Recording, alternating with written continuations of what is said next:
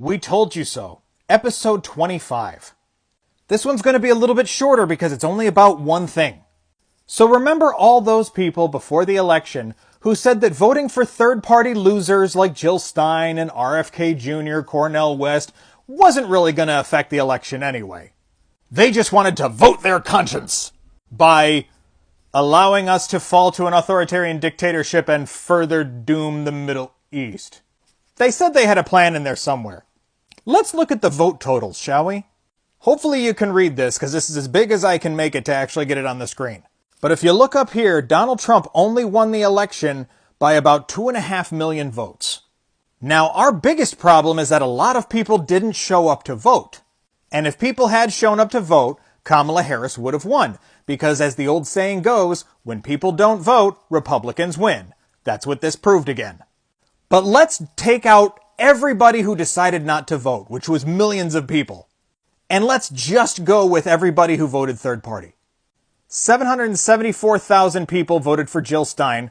751 million people voted for RFK Jr. 639,000 people voted for Chase Oliver, whoever the fuck he is. And other candidates put together equaled about 387,000 votes. When you add all of those up, you know what you get? 2,550,000 votes. And if just for hypotheticals, you give those to Kamala Harris because people didn't split off and vote third party, that would have given Kamala Harris a hypothetical 76,881,000 votes, which would have beaten Donald Trump's 76,838,000. And this is, of course, entirely hypothetical math. But this is as the data stands with nobody else voting. All those people who stayed home could have still stayed home. And if all these dumb people hadn't voted third party for people they knew had zero chance in hell, depending on how it broke down in the states, Kamala Harris would have won.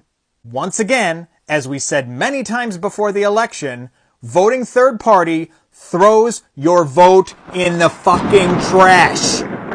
And this is once again a perfect example of that. Which means in order to compensate for all these people who burn their votes, we need people to show up. And millions of people just decided, meh, we'll just take the Fourth Reich. All because they believed bullshit lies about illegal immigrants. When as of today, illegal border crossings under Joe Biden have now hit a record low. That is incredibly fucking sad. This has been We Told You So.